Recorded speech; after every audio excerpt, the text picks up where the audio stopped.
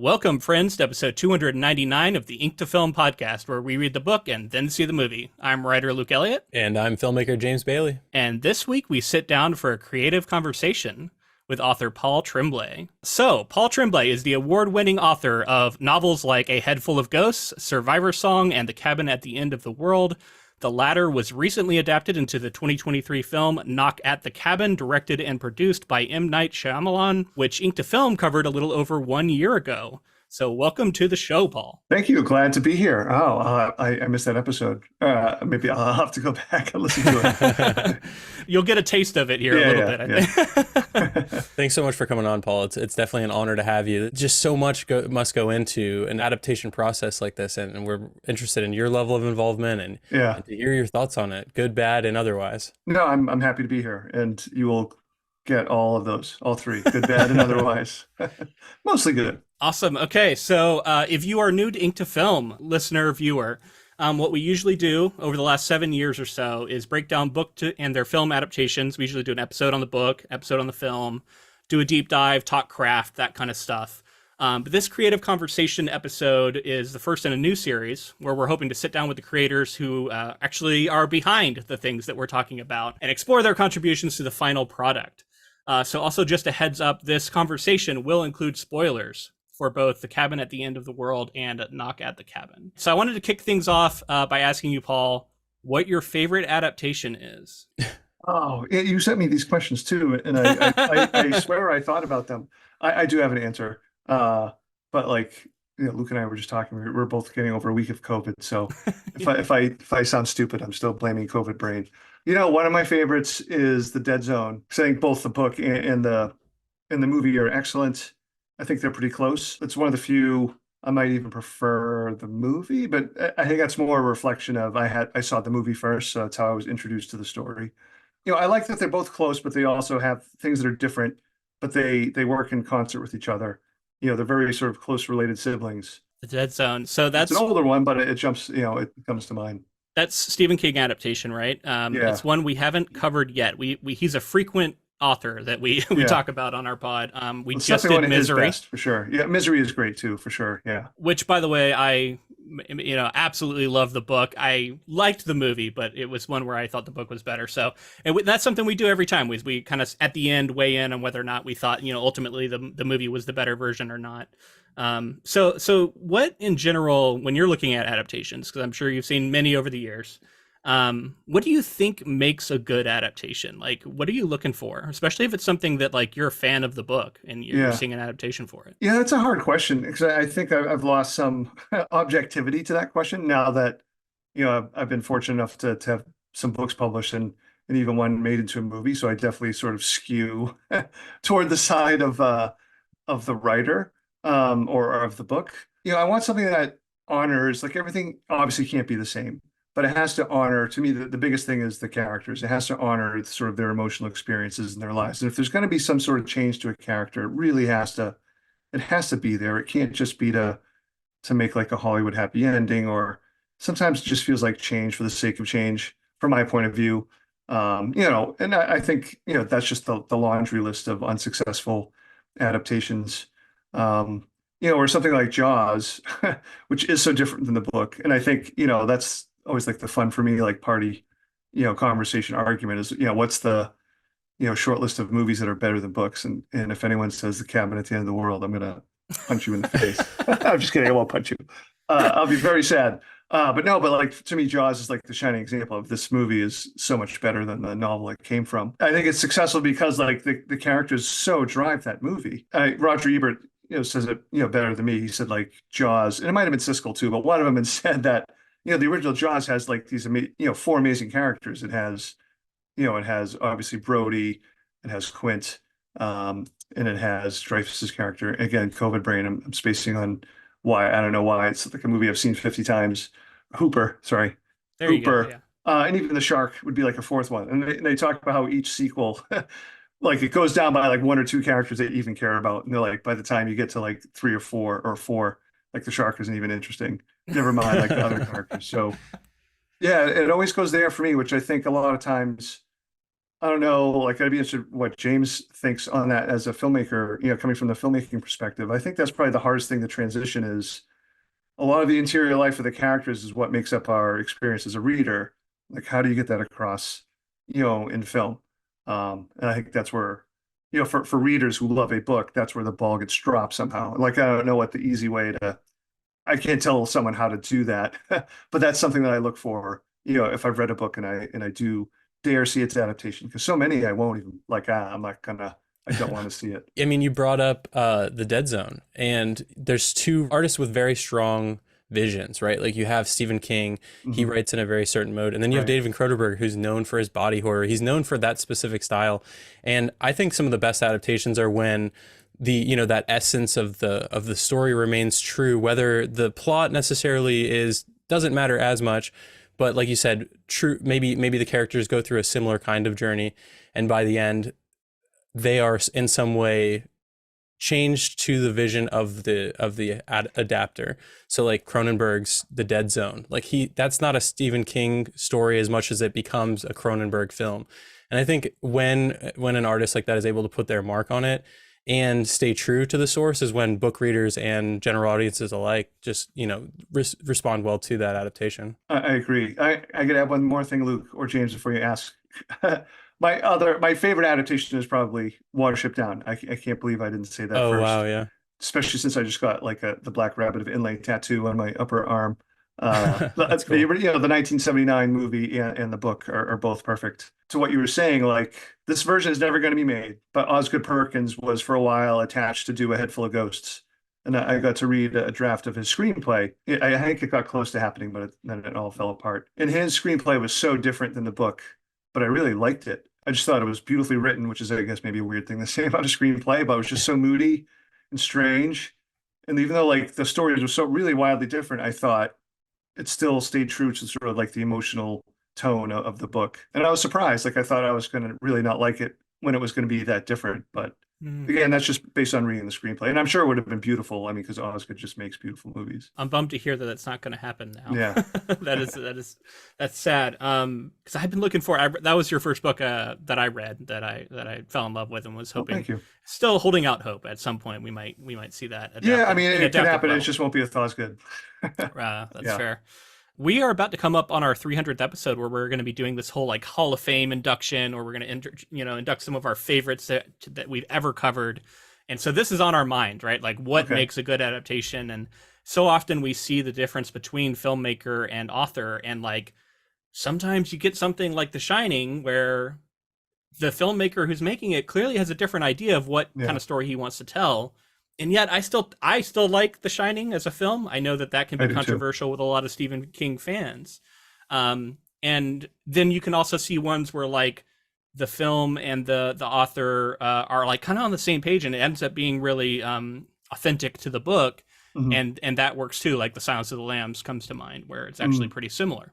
I'm saying all this to set the stage, hopefully, for this conversation we're going to have, because we want to get into it with you about Knock at the Cabin and Cabin at the End of the World. Like I said, we covered this about a year ago. We did an episode on your book where both of us absolutely loved it. And we talked about all the reasons why. In that episode, talked about how you said, I think in the liner notes, that it was a challenge to yourself to write a kind of a book that was in a horror subgenre of the invasion horror. Yeah. Because it was like a subgenre that you didn't really enjoy that much. And so you challenged yourself to write a version that you would enjoy. And I felt the same way about that because I don't really like those kinds of horror stories either. And so I was skeptical going into it. I'm like, is this going to be something I enjoy? But I kind of trusted you because I had read Head Full of Ghosts that I really liked, right? And I was so glad to say that at the end of it, I was really impressed with it. And I thought you wrote it in a way that was like the only way to make this story work. And then I was at the end of the episode, I said like, well, we're going to go see this movie now. And I'm worried because it felt like such a difficult balancing act to get it just right to make that work for me. And we'll get into the movie, but like, I want to focus in on the book first and talk a little bit about the story behind writing this novel and the challenge you gave yourself. It's funny, like for that book in particular, and maybe even A Head Full of Ghosts, but that one, I mean, started with like a filmic sort of like thought, because it was like, I was just doodling in one of my writing notebooks and I drew a little cabin. It was like, oh, and I was fishing around for ideas because I was off book deal and I was in the middle of trying to pitch my editor. Just, I pitched her something that she didn't like. So I'm like, okay, I'll pitch something else. Yeah. So I thought of the home invasion subgenre, which you had said, like, I'm not a huge fan of. And partly it's because I do find them so upsetting. There are ones that I really adore, like, something like all the way back to, was it Don't Be Afraid of Dark? Is it the Alan Arkin? Is it Don't Be Afraid of the Dark? No, it's Not familiar. Anyway, it's Audrey Hepburn. She's a blind woman living like in a basement apartment in New York City, being tormented by Alan Arkin. It's a great home invasion story movie. There are others that I do like, but yeah. So the challenge was, okay, how would you write one? And since we're talking spoilers, like, I sort of knew it was going to be this family because it kind of fit like the previous novels that I had written. Like the two prior novels featured a family sort of in crisis and distress from inner and outer forces. And I thought, okay, like, how am I gonna, like every writer thinks, at least at the beginning, probably, how am I gonna make this different? It was like, well, we've all seen the home invasion story where, the invaders show up and do awful things to the family. And we've seen the versions plenty of times, like Straw Dogs, etc., where it gets flipped. The family starts, doing the awful stuff to the invaders.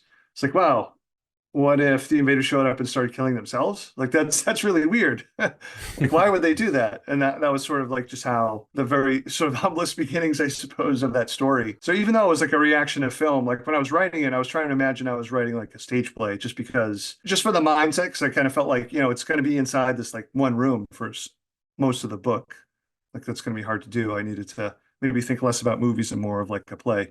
Because even the movie, I'm sure I'm not naming correctly, Don't Be Afraid of the Dark, I first saw it as a televised play on HBO. So I don't know, like I was thinking about that a little bit too. I just looked it up as Wait Until Dark. Wait Until Dark. Oh, yeah. I'm hopefully it's COVID brain and not like early onset something. Yeah. Otherwise, I don't know. I wanted to feel like, so I started writing it the summer of 2016 during the presidential primaries, and sort of the looming reveal of Trumplandia was very much, on my mind, and I wanted the book to feel like those sort of anxieties that, so many of us were feeling. With this being sort of filmic in your mind, I wanted to ask, like, do you ever write in the mode of some cinematic scene? Is this something that you could already see as being adapted? And then also outside of the invasion horror subgenre, were there any other kinds of stories or, authors' works, movies, works of fiction that you wanted to infuse other elements of into this home invasion story? Yeah, so like I never think in terms of like what would this be as an adaptation. I don't know. I it's hard enough to write a novel, Yeah. and have it be good, not think about that. If anything, I think more writers, and I try to think this way too, is like, no, like you should write something that would be really hard to adapt. Like you're trying to, there's a reason, like this needs to be a book for a reason. Like if someone else, I mean, I don't believe anything is unadaptable. I mean, there are endlessly creative, filmmakers. I'm sure anything could be adapted. So I don't worry about that part of it. That said, I find myself often thinking about a lot of like, I obviously favorite books and favorite things that I've read in books, but also favorite scenes. And I love to sort of reference a lot of like filmic stuff. Head Full of Ghosts is a wash in it, but well, like the opening of Cabin, I kind of do both. Like in the first chapter, the first paragraph is the first paragraph of The Lord of the Flies, sort of rewritten or repurposed.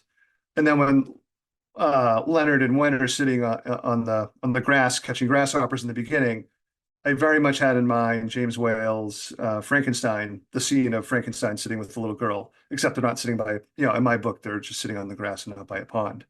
No, like he was like, even when I finished the book, I was like, I fantasized more about, oh, if I could get like someone to draw some illustrations, I want someone to do a Leonard and Wen illustration that looks just like, Frankenstein and the little girl that he chucks into the pond. We can spoil that movie too, right? Yeah. We've covered that on the podcast. Yeah. While we're kind of talking some of the details that we read in the liner notes, we mentioned in our book episode how kick-ass we thought that was, and how like, that was very much appreciated. And in some ways, the things that didn't necessarily go into the liner notes that did remain ambiguous were also like speaking volumes in ways as well, because there were things that you let us in on and things that you didn't, and yeah, we just thought that was really cool. Oh, thank you. Oh, I should have now I'm like answering questions you guys probably know the answers to since you read the liner notes. I don't know, I always love when I mean, so much in horror starts with Stephen King or even writing for Gen Xers, but like I used to love when Stephen would have his short story collections and have like those stories notes in the back. So I just thought those were fun. And so then with The Head Full of Ghosts, my publisher said, "Hey, what do you get for extra stuff for the paperback?" And they let me do the liner notes, and they just kept asking for it, and I was happy to provide that. I absolutely loved reading the liner notes. But I did notice there were certain things you didn't get into, and this is my opportunity to sort of start getting into those with you. And like we said, we're full spoilers, so this is your final warning if you're listening. We're gonna start talking ending, and we're gonna start talking about where your book dramatically is different than what we ended up getting in the film. Right. So at a certain point when you're writing this thing and you're plotting it out, you start to have to figure out, okay, these four people have arrived, and they're saying the world is going to end unless you kill one of your three, either one of the couple or Wen. At some point, they're going to have to make a decision to either not do it or do it. And I kept thinking, like, as I'm reading this, I'm like, either way is going to be not satisfying to me. Like, I don't want it to go either way. And like, somehow you thread that needle and you find a way to where, in my opinion, their world ends when Wen is accidentally killed, seeming to be accidentally killed. And because of that, they're sort of empowered to make a decision where they reject the choice itself. Right. And they reject the premise, and they say, even if this is true, that the world is going to end, we are not going to kill one of us. Yeah. And I love that you were able to, at the same point as, like, we're pretty sure something's happening. We're like, either something supernatural or maybe the world is ending, but there's just enough doubt that you leave in there. There's just enough chance that there is a coincidence occurring. There is something going on, because, like, yeah, sure, if you turn the news on and you watch for long enough, it will start to seem like the world is ending. I've noticed that, especially 2020 and beyond. So I just loved that, and the way you were able to end in an ambiguous note where you don't quite provide the answer. And I know that probably drives a lot of readers mad, but I, for one, loved that and thought it was the only way that this story could work. Thank you. I thought so too. I way underestimated how much people were going to be upset, like that they weren't told straight out if an apocalypse was happening. And I really have a hard time, like, sharing that same headspace with readers who feel that way. Sorry, I just don't get it. Especially, I don't know. Obviously, I'm not very subjective because I wrote the book. And I can, I can say, like, whether like the ending is objectively good or bad, I don't know. But I can tell you that for me, I considered what I feel like is every possible ending. I'm not like a deep blue chess playing AI, where I can actually physically test every ending. But I felt like, to the best of my brain's ability, I tried to work through every sort of possible ending. And the one I wrote was the one that felt the most honest and real. I'm sort of curious for all the people who hated on the ending of the book, if they saw, if they watched the movie, did they really like, oh yeah, that's the ending I wanted? Like, again, I would be really, like, I don't know, maybe I think some people might sort of revisit, like, their response to the ending. But anyway, early on in the writing of it, I had to write, just from professional obligation, I had to write like a summary, because they said, hey, if you write us 50 pages in a summary, we can make an offer. So the summary, I summarized it pretty close, the first 2/3 up till Wen's death. But at that point, I knew sort of what the end would be, but not really. But initially, I was thinking, okay, I knew Wen was going to die sort of right off the bat. And some of that was like the logic of plot to me. It's like, as you described, Luke, these people, the four invaders, are going to kill themselves off one by one. There becomes a certain point in the book where the reader thinks, okay, nothing's going to happen to the couple or the kid, that we're safe. And I did not want that, for a variety of reasons, for that story. So I knew that killing of Wen was going to be a huge shock to the system. My big worry, and it still might be the case, is that the sort of emotional climax of the story happens there as opposed to the end. Anyway, initially, like, I thought maybe one of the dads would shoot themselves, because you could go really bleak with that. Like, one of them shoots himself, and because I would stay ambiguous, yeah, there's no apocalypse happening, but was it because he shot himself, or was it because there was no apocalypse to begin with? I mean, I think that would be a really sort of brutal, nihilistic ending. Trump got elected, and at that point, I had only written like 50 pages. Like, I can't do that. I also think once I had written sort of Wen's scene too, I think I would have changed it, if not for that either. But like, I was like, no, I need a defiant, fuck you, hopeful ending. And to me, that's what I hope the ending feels like is again how Luke, I'm so honored, like how you described it as, yeah, the two dads refused. They said, this is immoral. We refuse to participate in this. This is wrong. Whether or not like there's some supreme being controlling this. If they are, they're wrong. This is immoral. We refuse. Go fuck yourself. And like, I don't know, to me, I find that hopeful. Like, to go back to the movie, like one of the things like Knight and the Hollywood folks would keep talking about is like, oh, we needed a more hopeful ending. Like, dude, your ending is so way more dark and depressing, I think. So many problems to get into with the we film. talked about the layers of the ramifications of what kind of the movie is saying, what the moral of the story is at the end. Definitely gets lost and gets really dark. And for myself, for my, my morality, my perspective on the world was really fucked up, Yeah. No, and I don't want to say politics aside because you can't brush it aside, but even just like from the very like the basics of the machinations that, okay, here is Andrew and Wen. They just let their dad, shoot himself. They just let Eric die, essentially, right? So like at the end of the movie, it's like, okay, they have to live with that. They have to live with that. Like they allowed him to do that. And they also have to live with the fact that it's pretty clear that there's some infinitely cruel supreme being of the universe that killed all these thousands of people just to have them like kill their dad. Like I find that utterly terrifying. One, like, I find that truly bone deep frightening.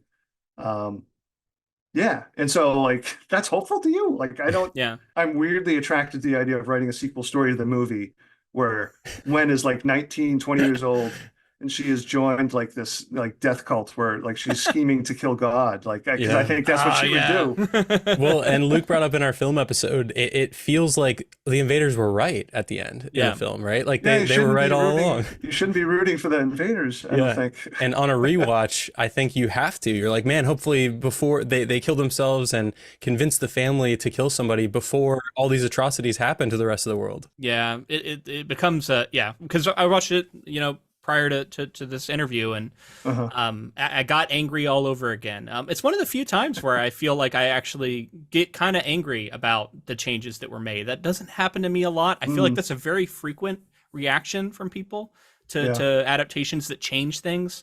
But usually I'm not that attached. But this to me was such a fundamental betrayal of the ending of your novel that it made me mad. And there was a message behind your book, and as much as it's one of the darkest, most disturbing like horror novels I've read in a while, especially because of what happens to Wen, like that is absolutely like rips your guts out. It's so bad. Yet the message of the book is still to me a hopeful one. And the message of this movie, I don't even know if like they even thought about it. It was just like, it seems to be that the religious extremists are right, and that I guess we should just believe them in case they're right. And one of these gay parents needs to just die to appease this evil god. And then, yay, we're all happy at the end, I guess. I don't know. It was... we'll get into the movie more, but I wanted to focus sufficiently on the book before we got into that, because again, I love this book. So well, thank you. I wanted to make that clear. Speaking of writing, I would be remiss if I didn't ask. A lot of times authors say that getting an adaptation of their work is like one of their dreams. Was that something you had thought about leading into this? And then, like, what was the experience like, and how did it line up or not line up with that? I'd be lying if I said, of course, I dreamed like, oh, it'd be amazing if someone made a movie. And part of it, just frankly, would be like, how much money are they going to pay me if that happens? That part of it's not as much as you think, but I'm not complaining at all. Like, it allowed me to take a year off from school and pay for not all, but a chunk of my daughter's college. Yeah, so you sort of idly think about like, oh, a movie, that'd be really cool. So with Cabin, I had gone through sort of the option experience before that, with A Head Full of Ghosts. So when Cabin was optioned initially, it was January of like 2018. So at that point, A Head Full of Ghosts has already been under option for 2.5 years. So I already knew that there was going to be a lot of waiting involved. Like, when you first get something option, it's like, oh my God, this, because the producers are always so excited and like, we're going on this now. And that's like 3 years pass or whatever. So I knew the waiting side of things. I learned that with like prior experiences. The rest of it was I had zero contractual say in anything. Which why would I have, especially, in 2018? No, I mean, not that I would automatically get it now, but I'm trying to ask for a little bit more if something else were to be optioned. But also at the same time, plausible deniability is a nice thing to have if if the movie ends up not being very successful. But and I'm sort of happy with this movie. Or I mean, I like it, but I hate the ending as the short version. Anyway, so it was like it got optioned. It was waiting around for like a year and a half, and then I saw a draft of a screenplay by Desmond and Sherman, um, and I didn't love the screenplay, and it was certainly not all their fault. I know that it was the second draft, and they had to add a lot of stuff like producers wanted added in. The ending was sort of the same, but like not.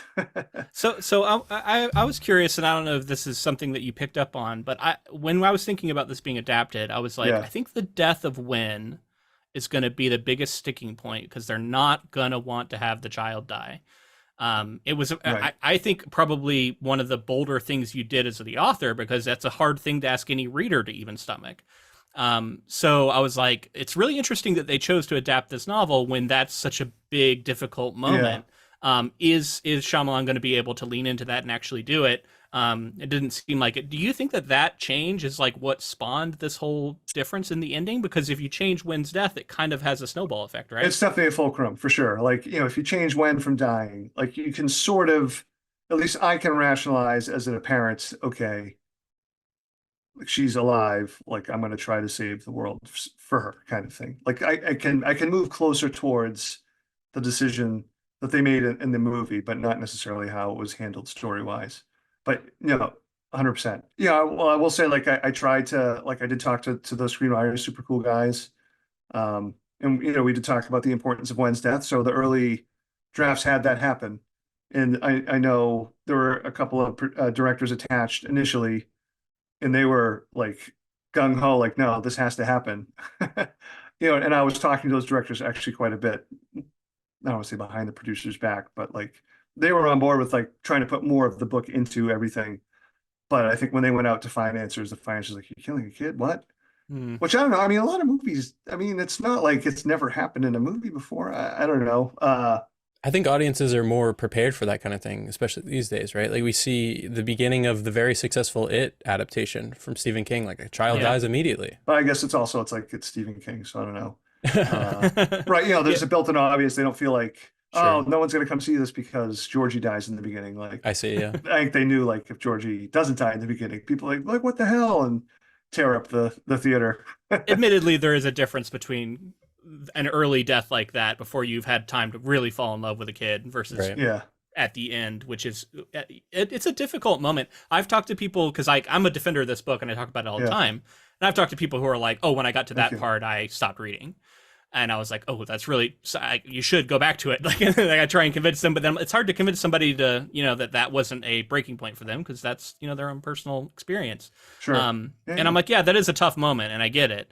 But to me, that was just a bold moment that I was impressed that you were able to pull off because if you do that, you have to justify it. just for I wanted I wanted it to hurt. I mean, Yeah. and no moral judgment on like if someone gets to that point and they're so upset. I totally understand it. Like my wife stopped reading my books after A Head Full of Ghosts because after kids she was like, I just can't read stuff with kids in danger, and there's a lot of kids in danger. Like with When, I really tried. Up until that point in the book, she has more point of view pages than any other character. Like it was important to me that she was a living, breathing, important person, and not just, a sacrificial sort of body for the story. Like, no, this hurts. This hurts everybody involved. Even like in the book, like obviously like Leonard is, broken up about it. And I thought exploring all of that after Wen's death was really interesting as a writer. But so like I know with like I don't want to put words in Knight's mouth, but like I know he was really much more like when he read the screenplay and then read the book, he was much more like the thing that drew him was the choice. Like he just couldn't stop thinking about the choice. That was the thing to him. Like, he even told me like, I'd be sitting around at dinner with the family and be like, all right, we have to sacrifice somebody. Who would it be? Like, who would we do? Like, man, Dad, chill out. Like, it's a really weird dinner conversation to have. So I know for him that was the thing. And when he talked about like as a thriller, when dying doesn't work, and like, okay, I wasn't really writing a thriller, but yeah, so whatever. Like what you were saying earlier about like the filmmaker and the writer having different versions of the story vision. So he clearly had a different vision. My only disappointment, if it is a disappointment, is just how much it sort of leaned into Christianity. Because I mean, that was sort of like the anti-reason why I wrote the story, like totally opposite. Like I certainly was not trying to promote any Christian sort of Have you beliefs had or have things you like had that. readers or people come up to you who think that that is like your message? Has that No, happened at all? no, Okay. I don't think so. I mean, I really try to avoid reading anything online, but like, so very rarely people will come up to me at a book signing or something. Certainly, it's not happening on the streets. That'd be really weird. Uh, to talk about that part of it. No, it seems like to me most people were upset because I didn't tell them that apocalypse was happening or not. Mm. And there was also sort of like the Trump folks were upset that there was a gay, married couple too. But I mean, that's so easy to dismiss. Yeah. So what went into that decision? Some of it was like, hey, a head full of ghosts features sort of like, purposely like, hey, a stereotypical white suburban family and Disappearance of Devil's Rock had a single mom. It's like, oh, if I'm a family, I don't want to have like the same kind of family again. And Cabin was my seventh novel. And as a part-time math person, numbers are a little bit important to me. So that felt like a really important number, like my seventh novel. It's like, oh, my very first readers, besides my wife, were some family members that are also like some of my best friends, like we vacation together and stuff like that. So my cousin Michael and his husband Rob, they're 10 years older than me, and my aunt Mary, who's like a second mom, and her wife Debbie. And those four were my first readers. I was just writing terrible stuff. But they were the perfect first readers because they would be supportive, but they would point out like, hey, we don't think this works. They weren't afraid to say that. And, some of my favorite memories of like early writing life would be, hey, I'm going to their apartment in Boston. We're going to play games, have drinks, but we'll talk about this weird story that I wrote for some reason, like inexplicable reason. Um, so I was like, oh, I want to honor like their experience somehow with the two dads in this book. So I brought back my cousin Michael as the first reader for Cabin, and his response was really interesting. He was adamant there's nothing supernatural happening here. I was like, oh, because I figured most people would lean that there was, and to have like my first reader like really adamantly be like, nope, like, oh, interesting. Okay. That's cool. I wanted to ask you, you mentioned M. Night Shyamalan and some conversations you had with him. Did you get any sort of updates as changes were happening, or was it sort of like once the script was locked and then principal photography was taking place, was it sort of just like, all quiet for you until the release of the film? And then also just out of curiosity, were you able to Yeah. visit the set at all? And at that point, were you realizing some of the changes maybe coming into effect? So yeah, this might be easy just to answer through like a somewhat of a timeline. So summer of 2019, I'd heard like, oh, he might be interested as a producer, uh, which was kind of weird. And like the directors who didn't end up directing it said, yeah, we had this weird call with M. Night. And it was funny that he made it sound like it was going to be like this Christian movie. So I was concerned. But then I was like, it's like you always hear like names attached to things. I'm like, yeah, that's not going to happen anyway. So like a year or so passes. But then it became, oh no, he wants to direct this. He has a film deal in hand with Universal, but he has to finish Old first. Hmm. So it's like, okay, well, like that sounds promising. We'll see. So when did Old air? Was it the summer of 21? I think it was. I think somewhere in It there, came out yeah. the summer of 21. I only remember that because I noticed like I had again zero information, but I started seeing Knight post on his Instagram, oh, I'm working on the screenplay. So I knew it was the Cabin screenplay. And so then I heard info from the agents like, hey, this is probably gonna go spring 24 or spring 22, like it'll start pre-production. And so I had my first, actually an only phone call with him in November of 21. I can't remember if I think Batista might have been announced at that point, and just the title of the movie, but that was it. Well, that was it for really the whole time in terms of like they never mentioned the book until the actual movie. We can Oh talk about yeah, that I later. remember seeing you on Twitter trying to get like I wrote this book, like Yeah. trying to get some attention on that. Uh, yeah, so that phone call was very cool. It was very nice. He was very complimentary of the book, and I really appreciate how upfront he was about like what he liked, how he really liked the book and what he was going to change. So I knew then like, hey, one's not going to die. One of the dads is going to shoot himself. So I knew like the parameters. So I had a lot of time to get used to that sort of. And actually, frankly, at that point, it's like I kind of knew that what was going to happen. Like, I don't think any Hollywood, certainly not a studio movie, is going to go for an ambiguous ending. I just don't see it happening. Not A24, sure, like independent places, but studios, there's no way. There's just I haven't talked to everybody, but I've talked to enough producers and related to studios that it would really take like a special someone to be like, we are gonna. And really, that's the only reason this got made is because Knight wanted to make it. He had a deal in hand. He had his own money.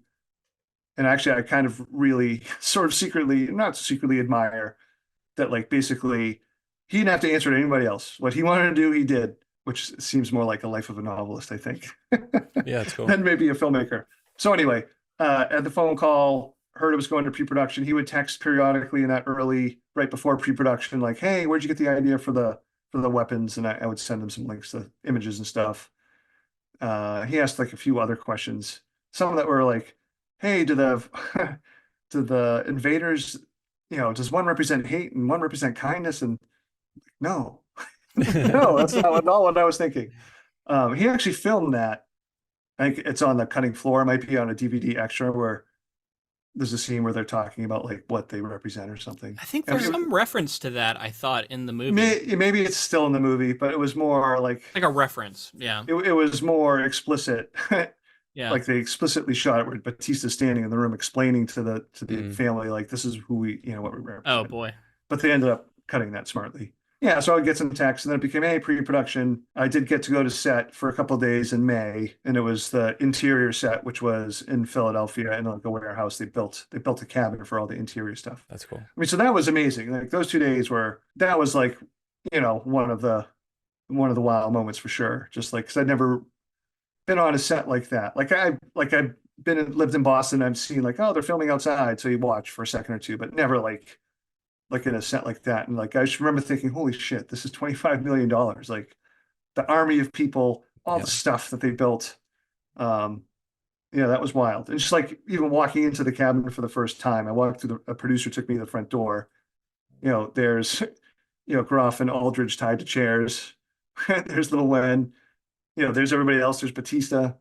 Here's Knight. It was just so weird. And like, walking, hey, everybody, you shook her hand and then like got whisked off to like a side room. That was like it was very cool. But it's just so weird. That seems surreal just because you made that. You know what I mean? Like this came from your head and now you're in it. You're standing in it. Yeah. So when I was on set, everyone was super nice, super accommodating. Yeah, I'm very thankful for that. Even like I sat like for most of the first day, I sat in the same room Knight was sitting in as they were doing stuff. So it was really it was very cool to watch. Like he wants to watch on a monitor as it's being filmed as opposed to live because he wants to see what it looks like on screen. Watching the DP work, he seemed like a madman, like in the best way. Just wasn't eating. It was just like all about setting up these shots. He's the same DP that Dave Eggers uses. Learning that the script supervisor is sort of the glue that holds everything together. Rob Foglia, I think is his name. Super nice guy. So like he had everything. Like he had to. I don't know. Like I didn't know that about that job.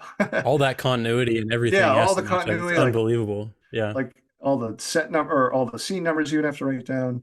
And the actors were the sweetest people. Super friendly. Day 2, I hung out with like Jonathan, Ben, Sabrina, and the character named Sabrina. I'm sorry. I'm blaming COVID. So I hung out with like 4 or 5 of them. And I wasn't sure if they'd read the book. I didn't ask them, but they said right away, it's like, oh, we really loved the book, and asked me questions. And no, they were great. That was it was a lot of fun. He really did put together an incredible cast. That was really cool to see. Batista in the role of Leonard, and I just saw Jonathan Groff on Broadway, Merrily We Roll Along, and he's such an incredible performer. And seeing him in this film as well was so much fun, and especially Wen, right? Like what an ask of a young child like that. Yeah, I have to admit I was nervous around Wen. Not that I had much contact with her, certainly not on set, because her mom would have to be there, right? Because she's so young, like child labor laws. Yeah. They actually had 2 Wens. They had a stand-in because she could only work a certain amount of hours, so they would have this other little girl there just for when she's not on the shot, but in the shot, like you For can see her coverage. face kind of thing. Yeah, Right. yeah. I'm just like, oh, has the mom read the book? I don't know. Yeah, so like that was May, and then like the next 6 months, frankly, were really weird and frustrating because I felt like we were promised like an announcement about, hey, we're doing an adaptation of this book, which never came. Then, like most movies, you get like a deadline or a variety. Hey, this movie is an adaptation of this book. Never happened. Still waiting for that. By the Wow. way. They did have a um, lot of his name all over it, right? M. Night Shyamalan all over the marketing. yeah, which yeah, it's his movie. I mean, that's what sells. Like he's an automatic like 100 million or in this case 50 million worldwide. Based on what he puts out. And some of the other frustrations were like, the trailers would drop, they would have the screenwriters mentioned and him, but no book by, like in my contract, it sort of felt like, without getting too granular, like, in the contract, it sort of says if you mentioned this, you're supposed to mention that. But like any sort of contract, it was tied to like billing block language. So the workaround is like if you leave off the billing block, then you can just mention the other things. But like the screenwriters get to go on, they have to be on there because they're protected by WGA. Novelists aren't protected by any unions, obviously. I guess I'm curious why they want to tie it into your built-in audience as well, right? Yeah, I'm trying not to speak for other people. So I mean, I have my theories, but like at that point, that'd be me telling you like what. I Sure. don't think that would be fair, like ascribing, even though I do and privately ascribe motives for behavior. But I had a producer tell me on the phone once, if news about the book came out now, it would hurt the movie, was what I was told once by a producer. And I was like, wait a minute, you mean the adaptation of my book would be hurt by the news of the book? Interesting. So that seems tied to me to Shyamalan's reputation. Yeah, I And think some of it they were worried about the when thing. I think part of it, I won't describe anything else. I think part of it was, oh, if people read this book and see this, when dies, like people go, oh, I don't want to go to this movie and watch her die. I think that's a part of it. What percentage? I'm not sure. But then, I got to go to the premiere, and I mean, it almost sounds like you got to go. Like I have writer friends, I'm not going to out them, who have like in their contract say you only get one ticket to the premiere, Oh my and you God, got to get really? there yourself. Like in some big writers, like Wow. Hollywood's wow. fucked up, man. uh, my when I signed with my current rep in 2019, he said to me, he's like, I'm going to pitch you as a creator because no one out here respects writers. And I thought he was joking. I laughed. It's like, oh no, and then what, seeing obviously the strike this year, it's like, okay, I see, I see it. But anyway, but Universal's very cool. They, 4 tickets. My wife, my two, late teen kids, and they put us up in the same hotel with everybody else, and that was where the movie was. So I mean, that was just like the set visit. That was a really sort of fun, magical night for sure. And Knight was very gracious on stage when he introduced the movie. Talked quite a bit about the book, and like he even opened his like, usually the movie's my idea, but this time it wasn't, and he talked about the book, which was very cool of him. Yeah, and then the party afterwards was just surreal, like watching my daughter and Dave Tattoo talk about their tattoos, and Wow, that's awesome. yeah, and Jonathan Groff again is like one of the nicest guys. All of them were super nice, and they're like, when's mom wanted me to take a picture with her, and I'm still like, did you read the book? Yeah, she was super excited that Wen was on the cover of the movie tie-in edition. I'm like, yeah. So I mean that was very cool. Those moments. So it's just not making excuses because those frustrations that I've mentioned, and I still have some other ones. But there was the weird sort of realization, like how low on the. And I'm not saying this for a pity party because I've made sold way more books than I ever thought I would in my life. But like just like you get so absorbed with like your publishing life, and then you go to this film set where I mentioned 25 million. Part of the reason why you can sort of understand, like they're making the wrong decision. It was wrong to be. They should have promoted it not just for like they should have promoted the book as a part of it, not just because I wanted it to, but because you would have had more people go, I think. But I can also see where like the number counters, like not even just Night, but like the salespeople at Universal, it's like, hey, we're spending 25 million on this. How many people read Paul's book? Like a highest estimate possible. I'm going to count libraries and pirated versions of the book. let's say 300,000 people read it. I'd say that's a very high probably estimate. If all 300,000 people buy a ticket, what's that, 3 million or 4.5? And not all 300,000 are going to buy it. And that's like sort of kind of almost nothing compared to the 25. So, I mean, that has to be part of the calculus because there are so many other movies that don't talk about the book that it's adapting. Like people get weird when it's because they have to cover their ass, right? Like if you make this 25 million movie that fails, like your job is toast. I sort of get that part of it. So I don't know. I don't know why they wouldn't be like, let's blame the book. Like, sure, blame the book. We talk about this all the time because the question always becomes, how much should we care about the fans of the book and how much, you know what I mean? Like how much should they should be accounted for? And to us, they're the like super fans that if you can do something that will at least please them somewhat, they're going to go out and tell all their friends. So yeah, like that number might be smaller, but they're the ones who are diehards. They're the ones who are going to be giving you that word of mouth that you want so much. So we try and say like, you should be thinking about these readers a little more, but we also grant that like, when we're talking the numbers that these films are trying to reach, it's always going to be a very small percentage of those people that even read books, period, much less read this book. Hearing about some of the risk involved, right? Like the studios, they like maybe an indie studio like A24 can take some of those risks because they make a movie for 2-3 million. But when you get to 25 million, it's like to not make that money back tanks careers. Like M. Night Shyamalan went through a period where his movies were tanking and then sort of built back up his reputation and kind of stuck his neck out there on his own reputation. So to see like what producers and what people think is less risk but will make money is always it's really interesting, like you said, calculus to figure out, because we are like, how much should we ascribe blame to the director when the producers, you were saying earlier, like the producers were wanting to put certain things in the script along the way, and so it's just like so many cooks in this kitchen. So like one of the things I really admire about Night, and to go back what you were just talking about, like what I do like about this movie, this is his story. This is his version of the story. This wasn't test screened. This wasn't, given 1,000 notes from it might have been given 1,000 notes, but I can guarantee you that he probably listened to very few. Like this was his thing. Like I wish more movies were that. Like I say all the time, why I know there are some producers, and I've worked and talked to some who are very good with story and stuff like that. But I've talked to more producers that, like, after I'm done talking to them, like, why in the world, like, what training does producer X have in story? Like, have they ever written them? Have they ever made a film? Like, that's not to say like only writers and directors can be experts in story. I mean, that's clearly not the case. I mean, film critics, etc.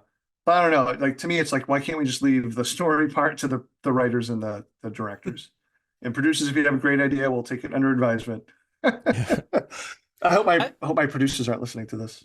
I remember at the end of the movie thinking that there was an opportunity here, in my opinion, for M. Night Shyamalan to do something that I thought would be kind of transgressive in following your book, because you have, in my opinion, kind of a transgressive ending that works. And that was the little bit of hope I had, because I said in our book episode, I was like, I could see maybe an A24 adaptation of this, but a big budget movie like this that's getting, ads. I think there was like a Super Bowl ad, and I was like, oh my gosh, this is getting a lot of buzz. Yeah.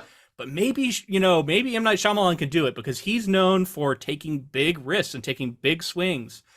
So I guess I'm kind of glad to hear that it was his decision, and like you don't think it was some outside influence, because I was a little worried that he got gun shy or something, but that doesn't sound like that's the case. I don't think, from what I could tell in conversations I have with some of his producers, I think it was all him. Even like the screenplay, and again, some of this is my memory is foggy on like what the screenplay I read in 2019, and then I didn't read his screenplay until early June of 21. So there was like 2 years in between. Anyway, there were some things he took from the original screenplay, but most of it was his. And in fact, actually, he put way more of the book and even the book's dialogue into the movie, which at the very beginning, I mean, that was like so fun, cool to hear. Like when I was sitting in that theater for the first time, seeing it. It came out almost just about a year ago, like right now, and like like it's weird. It's like I'll forget about it. Like, oh, that happened, and it seems so far away. But now it seems like it was yesterday that we've been talking about it so much. We're bringing it Yeah. all back up.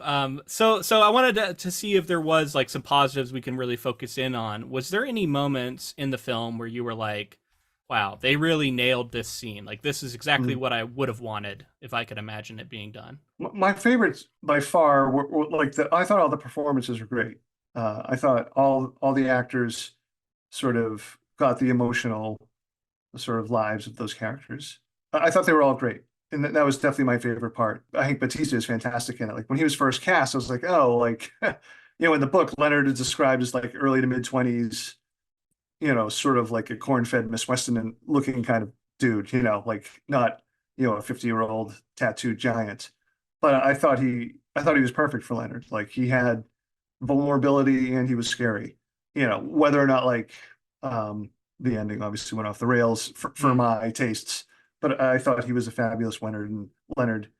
Um, and I thought the opening scene was great. I thought that was him and Wen. There was a lot of tension, a lot of close face, a lot of close face shots there. But Yeah, they uh, were doing a lot of those like Dutch angles too, or yeah, make it seem really creepy. um, I loved his performance too. I thought that was one of my favorite Bautista performances I've seen. I felt like he led the movie in my opinion and was really the yeah, standout. And I was excited about him when I heard that he was going to be Leonard. I thought this is going to be a good one, and yeah. yeah, I agree. I don't agree with what they did with the story, but the casting I thought was excellent. I liked a lot of the visuals too. Like there was a scene.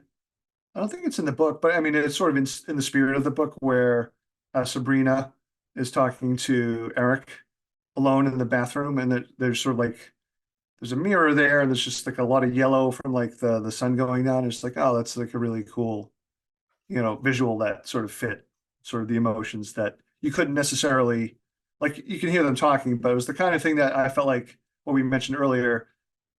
That visual helped portray what these characters were thinking and feeling. Reminds me of a little note from your liner notes where I think you said that the color yellow became a little game you were playing with Oh yourself, yeah, where that yeah. would associate with character death, and both Right. of those characters die. So I Yeah, I almost made it wonder if into he the did movie. that. Yeah. What's the other thing? I don't know what you guys think. Like one thing I haven't been able to figure out, because I mean, he definitely did it for a purpose. I'm not sure what it is. When Eric is sort of like, we're not sure if he's actually seeing the future or if he's just like visualizing the future for his daughter, right?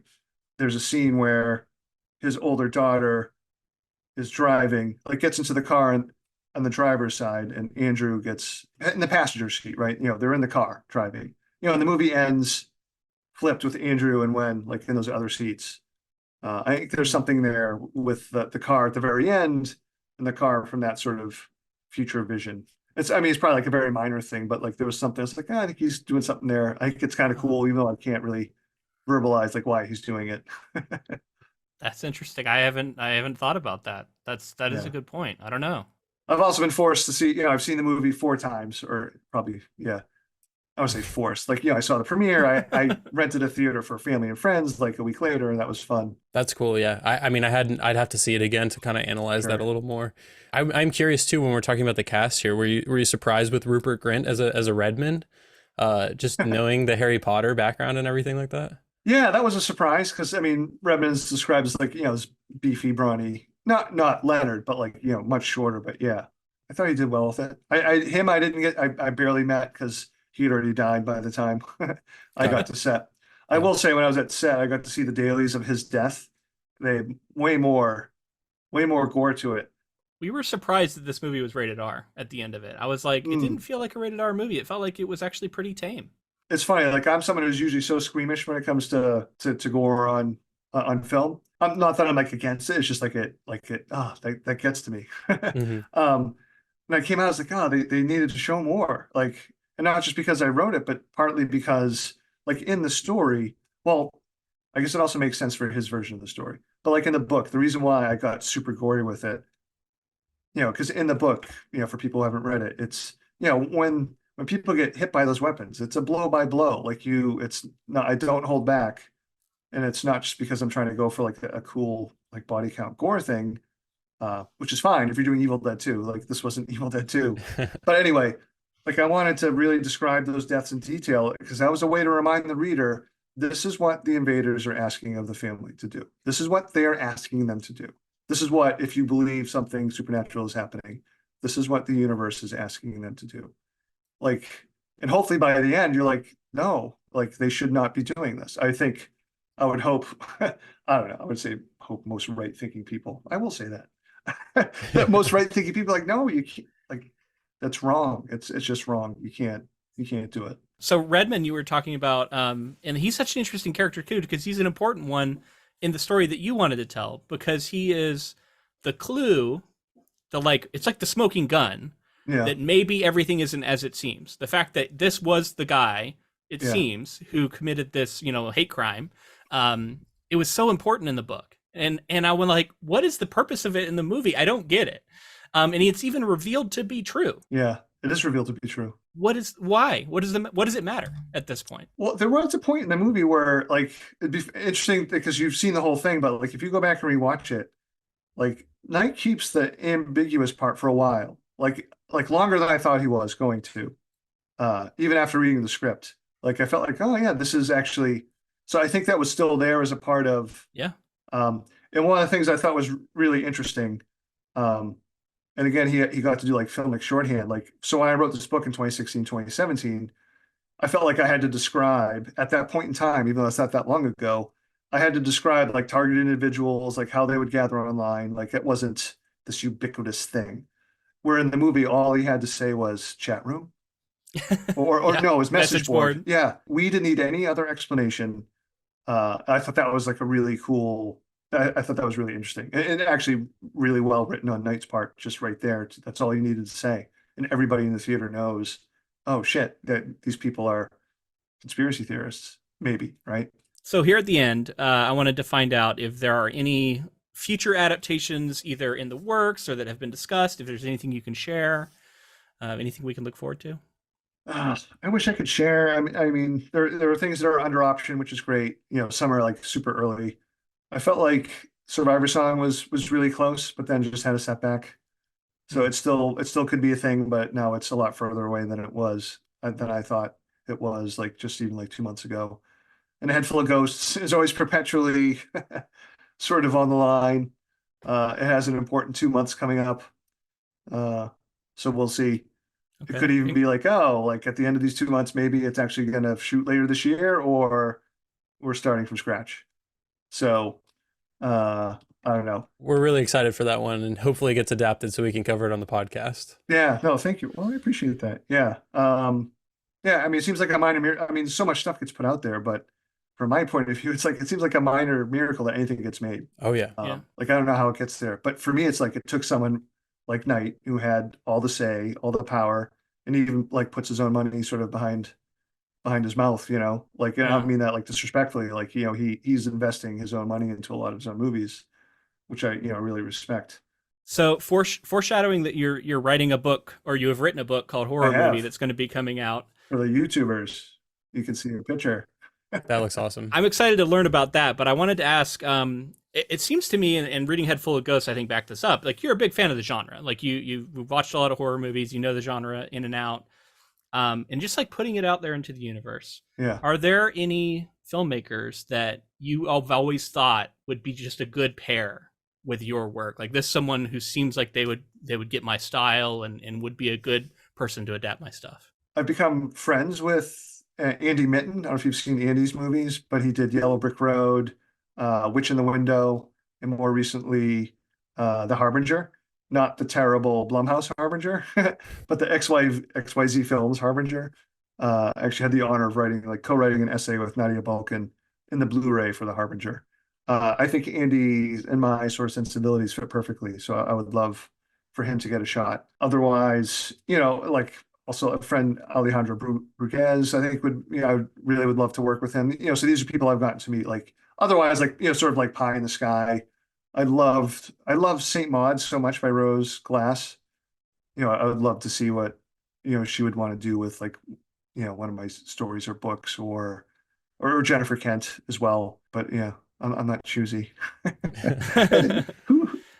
that I have the choice either. Like like, as I'm sure you guys know, like you're not presenting, hey, like you pick the director. It's like, no, there's like, hey, this is the director we got. Like, okay, great. I mean, I probably shouldn't be making those decisions anyway. So, I just wish someone would let me make or add songs to the soundtrack. That's actually what I dream about.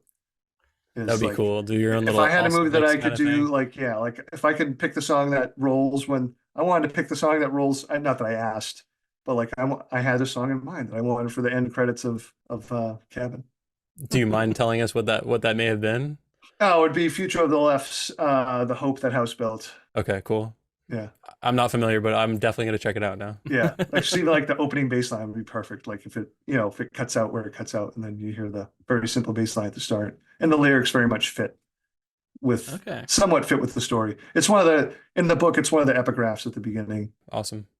So horror movie. You've written a book called Horror Movie, which I'm sure is going to be a little confusing when talking about the Insanely clever novel. title. It's a novel. Novel. Yeah. But this seems like it's got to be leaning into your love of horror movies, right? And Oh, can for you tell us a sure. little bit about the book and I mean, in some ways, I feel like the setup isn't like totally different than like a curse movie sort of story you've heard before, but basically, I'm going to make this sound really confusing too, but it's not, trust me. So, in like 1993, there's these, people in their mid 20s, a small group of people, shot like a art house, disturbing, pretentious horror movie. My favorite kind. And because something happened on set toward the end, the movie never made it to screen. But like around like 2008, like the director who just happened to be suffering from an illness uploaded like 3 scenes in the screenplay online. And so like sort of like Jodorowsky's Dune, the movie that never was, like this movie became famous for not having had fans, like people who are fans of the scenes in the screenplay and stuff like that. The story's being told by this character or this guy who played a character called the Thin Kid in the movie, and it's sort of the book is sort of presented as like his audiobook. Like yeah, it's not a huge spoiler. He lets you know like at some point during the story. But anyway, so it bounces back and forth between the making of the movie in '93, what happened sort of after, and then like him trying to get the movie rebooted or remade. And like, cause I always like, well, actually, Cabin, I didn't really do much of this, but in my other books, I like to do some typographical stuff. So I actually include the whole screenplay of the original movie. It's like intercut through the book. Brad? It's definitely disturbing. Hopefully it's fun. I think it's a mix of like a mix of a disturbing movie with a little bit of like Hollywood tell-all satire. It definitely fictionalizes some Hollywood experience, and not just the movie that got made, obviously for me, but like just stories from other writer friends and other conversations I've had with producers. That's I mean, awesome. it's not really boring. No, it sounds great. Like cursed movie stuff is so interesting. We talked about like we've covered The Exorcist, which obviously did get made, but famously there's all this stuff Yeah. around the making of that it seemed like it was cursed, and Well, I'm Blair always Witch curious too. about.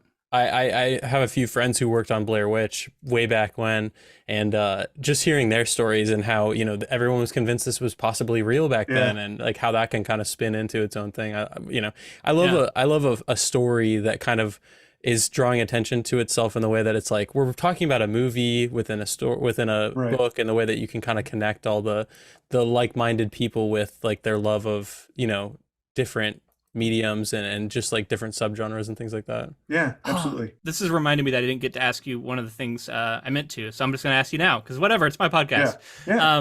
Ambiguous endings is something that at Seton Hill you came and gave like a little presentation / class about ambiguity and why it's important to you and how you think it works and everything. And yeah, I wanted to just hear your thoughts on that. Like, why do ambiguity? Like, what draws you to it? Because I've noticed that it is something that seems like you come back to. Yeah.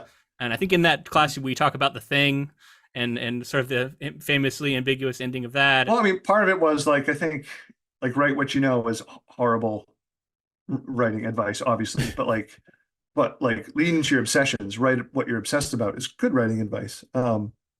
I figured out like somewhere along the way, it's like, oh, I really do like ambiguous stuff. I think I'm drawn to it because, I mean, it feels like our everyday lives, especially sort of now in the misinformation sort of universe that we live in. What's true, what's not true, like just even our own memories, our identities are so much more malleable than when we were growing up as kids. We're brought up to think that all that stuff was. And as a horror writer, it's like, that unsure footing is like, I mean, to me, that's like, you can do so much with that. in a horror story.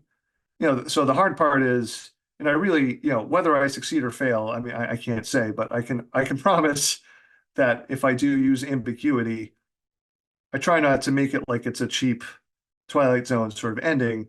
It has to be part and parcel of the theme. It has to be like the why of the story, and really, hopefully, the source of the horror. To me, in A Head Full of Ghosts, if it's scary at all, to me, the scariest part is that we just don't know. I wanted Cabin to brush up against that too. Because anytime you brush up with something, it's like, I feel like subconsciously, if you're reading a horror story where it's like, hey, we don't know for sure, I think that picks at like the ultimate ambiguity that awaits us all, not to get like too dark or too layered barren, but like, we don't know what's going to happen like at the end. Like we have beliefs, we think we know what's going to happen, but we don't know. And like, why not sort of like siphon off some of that anxiety for a story? But like I said, it just can't be there as like, oh, a twist at the end. Like that really annoys me. It has to be there for like a greater purpose beyond that. Love that stuff. It's something that I find super inspiring, and honestly, I remember taking away from that class just how much I also love ambiguous endings. So I'm always thinking about it now because they're hard to nail. They really are, and you do it so well. It's something to aspire to. I appreciate it. Well, the kind of fun part now that I've written like a bunch of books, like some of my more recent books, and I won't say which ones. I mean, definitely play with the ambiguity, but I think by the end they kind of answer the question. But because my people have read other books, like, oh, I still don't know, which is kind of fun, just because I feel like for some people, the expectation is that there is going to be ambiguity. So that's kind of fun to to play with too. Anyway. And because we talk about this kind of stuff all the time, I always find that those are the most fun conversations to have with your friends and other people, right? Is like sitting down after a movie and kind of like hashing out where everyone's at and what they thought it meant is so much more interesting to me than like, and horror is a great way to express this and explore that, because there are so many genres where it's like the bow has to be wrapped up at the end and it has to fit within the parameters. And I love that, like, a lot of these horror films lead us down these really convoluted and thought-provoking territories and paths. Yeah, I mean, I guess there's just like, there's two types of people who want like the bow and the people who want to have that. Like, I don't understand why that conversation, or even just yourself thinking about it, that's not the fun part. But anyway. Well, this was a very fun conversation. So thank you so much for joining us, Paul, to talk about Knock at the Cabin and Cabin at the End of the World. It's been such a delight to talk to you. So thank you so much. No, thank you guys. This was a blast. I appreciate it. Yeah, thanks, Paul. And we look forward to, possibly covering more of your work in the future for the podcast. And if people wanted to, where can they find you on social media? Sure. So I think I'm most active on Instagram at Paul G. Tremblay. I still am on X, Twitter, whatever you want to call it, with the same handle. I'm on Blue Sky now too. Embarrassingly, I thought it was Blue Ski when I first saw it, like it was someone's name. I don't know. Oh no, it's a Blue Sky. But yeah, we'll go with those three places. Everybody should check out Paul's books. If this interview hasn't convinced you of that, I don't know how else to do it. And thanks so much for coming on. Thanks. So if you're on YouTube, make sure to like this video, subscribe, comment, let us know what you thought of Knock at the Cabin at the End of the World. We'd love to hear from you. And if you are listening on a podcasting platform, make sure to leave us a rating and review and let us know what you thought of this episode. And be sure to connect with us on social media. We're on Facebook, Twitter, Instagram, all of those at Ink to Film. And if you'd like to support this podcast another way, we have a Patreon, patreon.com/Ink to Film, where we release bonus episodes, including our most recent one where we talk about our deliberations for our upcoming 300th episode, where we're going to do that Hall of Fame induction, which, yeah, that's next up. So we hope you come back next week for that, because we're really excited about it. Yeah, I can't wait to jump into these movies. We each have 3 that we're watching. I've only watched one of them, but I can't wait to kind of get into this deliberation and see, Paul Tremblay mentioned Jaws, and that was actually on our list, but that got cut for the 6 that remain. So if you want to know more about some of the ones that are still out there, check out that Patreon episode, and then tune back in next week for our 300th episode, where we're going to narrow it down to just 3. Yeah, it's going to be really tough. But, I'm looking forward to it. This conversation, I think, was a good primer just for thinking about what makes good adaptations and what makes great ones. That's really what it's about. So until next time, keep adapting.